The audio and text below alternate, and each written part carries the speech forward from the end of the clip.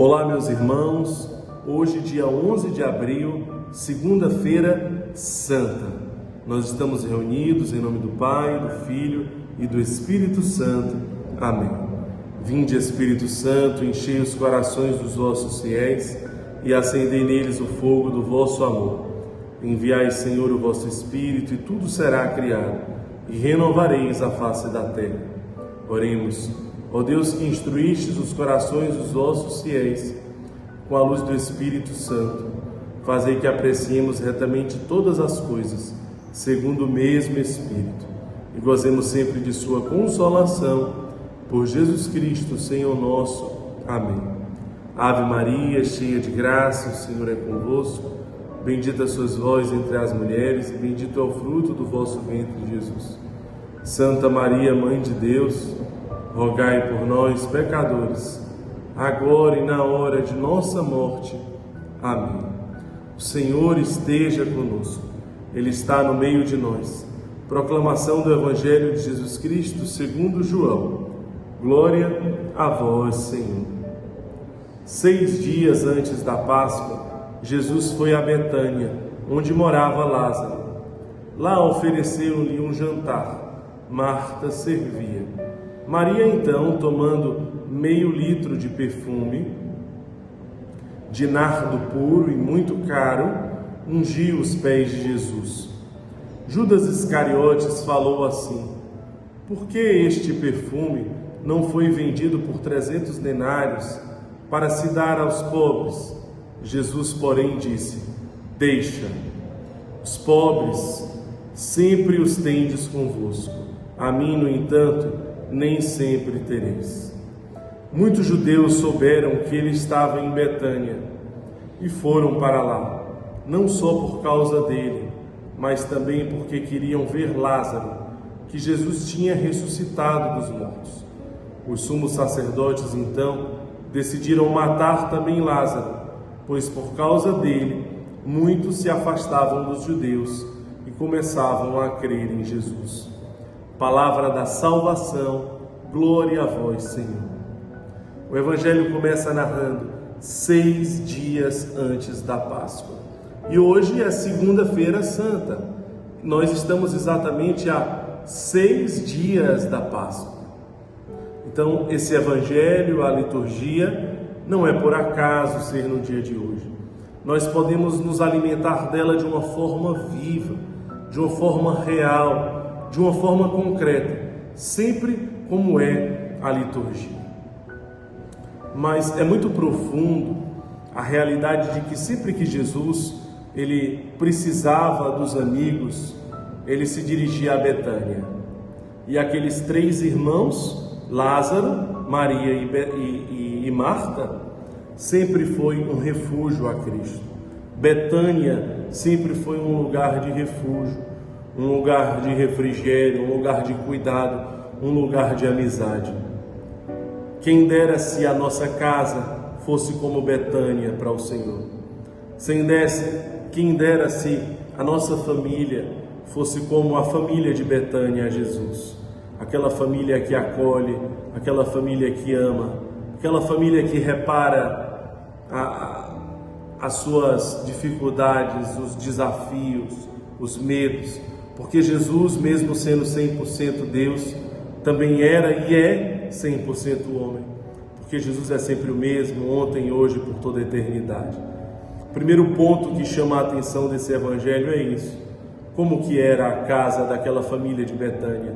E como que é a nossa casa? Como que nós temos acolhido e amado Jesus? Acolhido Jesus, reparado as suas dores, consolado as suas dores. Como que nós temos sido amigos de Jesus. Mas um outro ponto, já adentrando mais profundamente ao Evangelho, é a forma como que Maria, irmã de Marta, irmã de Lázaro, ela trata Jesus, ela cuida de Jesus. Mais uma vez ela mostra que escolhe a melhor parte. Você deve se lembrar bem do Evangelho, que Marta está com os afazeres da casa, e Maria está ali aos pés de Jesus, está ali com Jesus, tentando escutá-lo, tentando servi-lo, E Marta reclama, como que Maria deixa que ela faça todos os afazeres da casa. E Jesus disse: Marta, Marta, ela escolheu a melhor parte. Mais uma vez Maria escolheu a melhor parte. Veja a forma como que ela se entrega. E aqui nós podemos ir adentrando mais profundamente. Veja a oferta de Maria. Veja o despojamento, veja o desprendimento. Lavar os pés de um convidado era uma tradição judaica.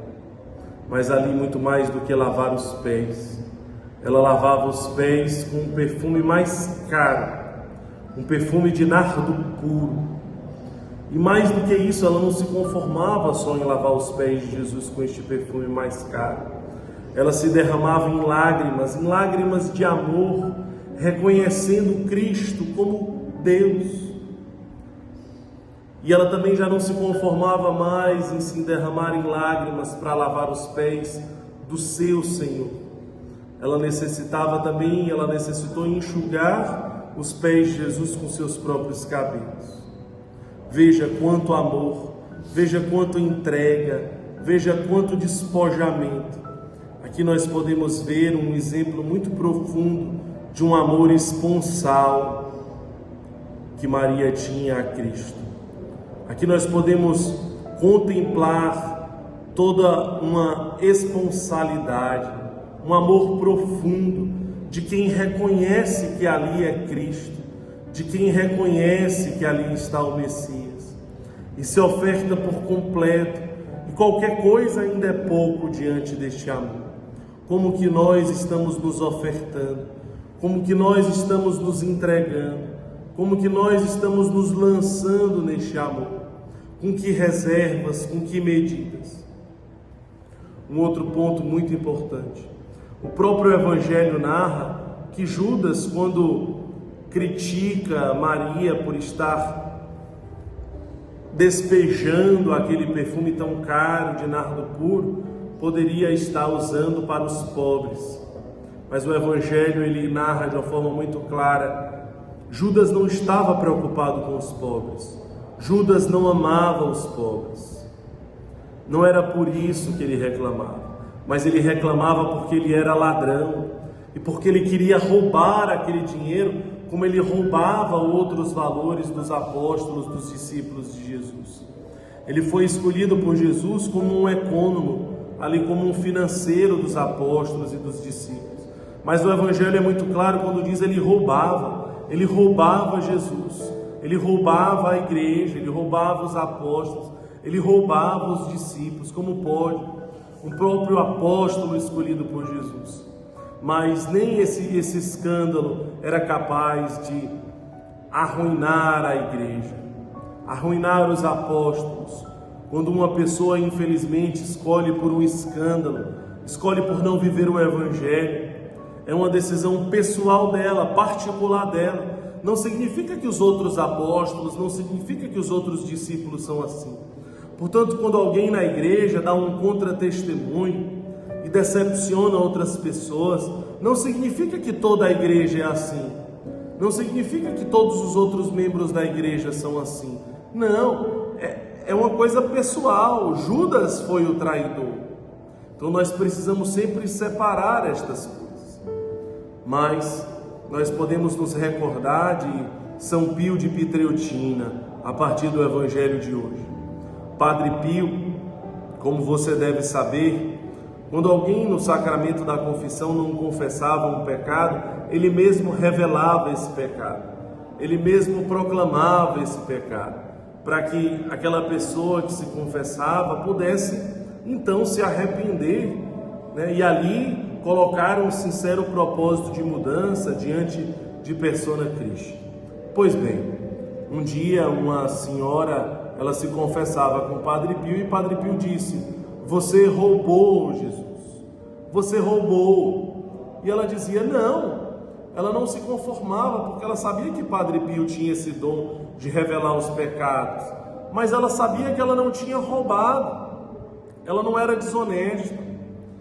Então ela não tinha roubado, ela contestou: "Não, eu não roubei." E ele falou: "Sim, você roubou." Ela, não, eu não roubei. Mas ele disse, sim, você roubou. Ontem à tarde, no horário destinado para a sua oração pessoal, você não rezou. Portanto, você roubou o tempo de Deus. Você roubou aquele tempo que Deus havia destinado no seu projeto de vida para a oração. Aquele tempo ele era de Deus, aquele momento ele era de Deus. E você roubou de Deus quando você não rezou. Vejam que coisa forte. O que você pode estar roubando de Deus?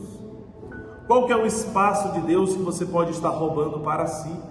Quando você deseja ser consultado, quando você deseja ser reconhecido, quando as suas ideias, os seus projetos não são aceitos e você se chateia com isso, porque você queria que a sua opinião fosse levada em conta, porque você queria que as coisas fossem do seu jeito e não como aquelas pessoas que Deus escolheu para conduzir a igreja, ou conduzir a paróquia, ou conduzir a comunidade, discerniram. Não, eu não concordo com isso, eu não gosto disso. Veja, mas não é você. Então você está querendo ocupar o lugar de Deus, porque não foi você que Deus escolheu para fazer esse discernimento. Não foi você que Deus escolheu para tomar essas decisões. Então, quando você faz isso, você está querendo roubar o lugar de Deus, roubar o espaço de Deus, está roubando a Cristo. Quando você, por exemplo, pela vaidade, deseja que o seu grupo seja melhor que os outros, deseja que a sua comunidade seja melhor e maior que as outras, o projeto que você coordena, esse apego pessoal, na verdade, significa que você associa o seu nome a este projeto, associa o seu nome a esta comunidade, associa o seu nome a este grupo. Quando você deseja que o seu grupo cresça mais que o outro, tenha mais membros que o outro, realize mais atividades que o outro e seja mais reconhecido que o outro, na verdade você não está preocupado com a glória de Deus, mas você está preocupado com a sua glória. Portanto, você está roubando o lugar de Deus. Vejam como é sério tudo isso, né? Veja como nem sempre as coisas são como você pensa que são. Nós podemos sim estar roubando o lugar de Deus. Então, meus irmãos, para encerrar essa reflexão do Evangelho de hoje, nós somos convidados a refletir.